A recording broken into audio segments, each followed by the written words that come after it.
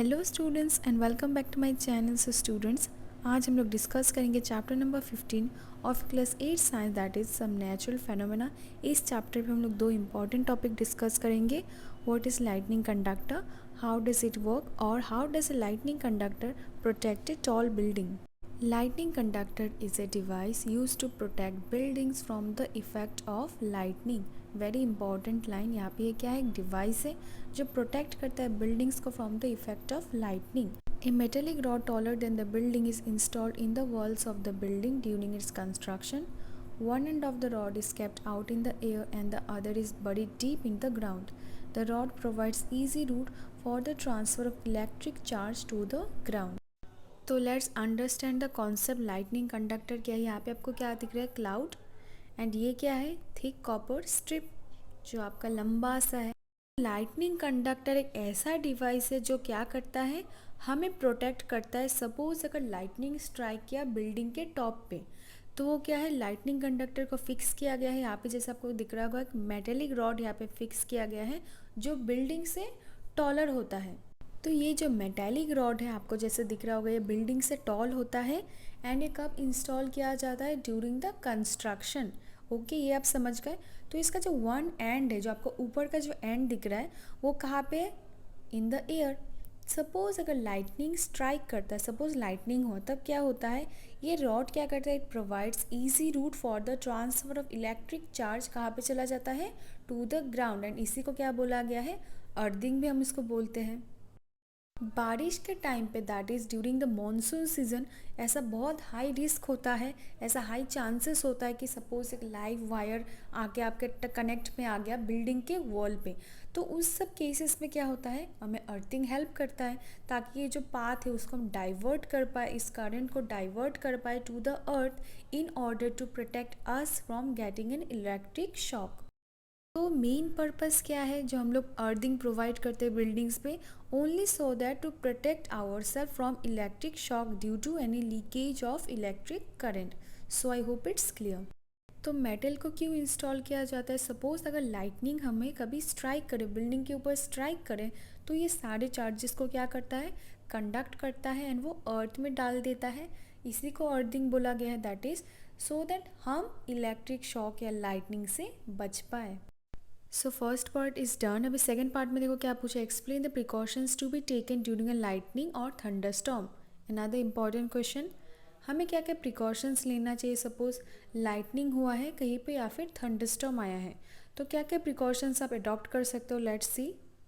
Precautions to be taken during a lightning और thunderstorm are, first क्या है देखो, we have to find a safe place indoors, ये आपका हेडिंग होगा।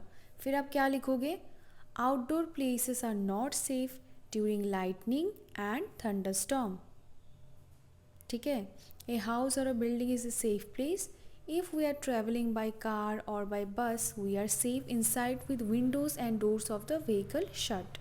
तो सबसे पहला क्या है, हमें एक सेफ़ प्लेस ढूंढना पड़ेगा इंडोर पे। आउटडोर पे सेफ़ नहीं होता है क्योंकि लाइटनिंग कभी भी स्ट्राइक हो सकता है।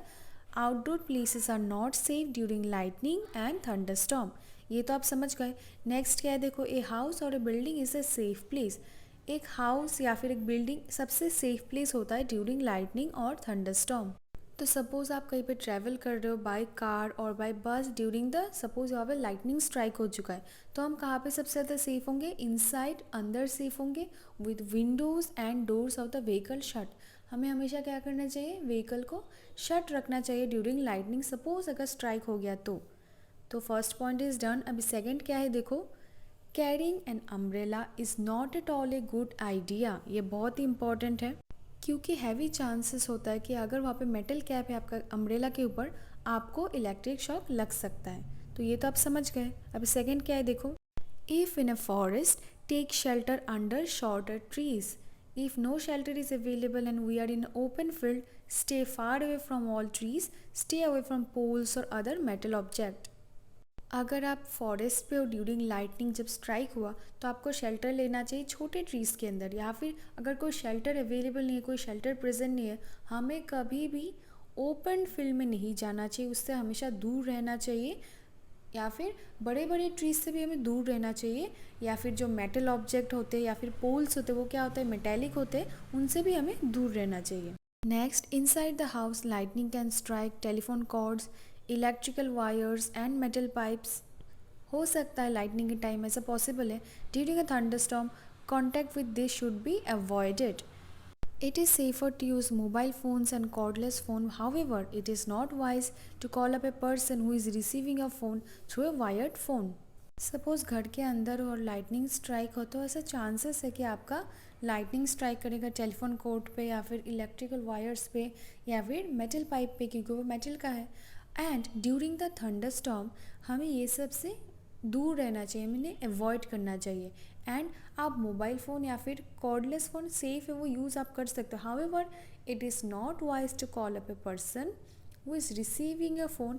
अगर किन्हीं पर्सन ने रिसीव किया और उसका वायर्ड फ़ोन है तो एक्चुअल पे चांसेस होता है इलेक्ट्रिक शॉक लगने का। इसलिए आपको क्या करना चाहिए, फ़ोन अवॉइड करना चाहिए मैक्सिमम से मैक्सिमम टाइम तक जब लाइटनिंग स्ट्राइक हो। Okay. Next, bathing should be avoided during thunderstorm to avoid contact with running water. Another important point, thunderstorm अगर strike करे हमें कभी भी उस टाइम में नहाना नहीं चाहिए to avoid contact with running water, because ये बहुत ही unsafe होता है thunderstorm के टाइम पे नहाना। Last point, electrical appliances like computers, TV should be unplugged. Electrical lights can remain on, they do not cause any harm. तो हमें क्या करना चाहिए, हमेशा लाइटनिंग अगर स्ट्राइक हो, टीवी कंप्यूटर ये सब क्या इलेक्ट्रिकल अप्लायंसेस है, इनको हमेशा हमें अनप्लग करके रखना चाहिए। बट इलेक्ट्रिकल लाइट हम ऑन करके रख सकते हैं क्योंकि उससे कोई हार्म कॉज नहीं होता। सो आई होप इट्स क्लियर।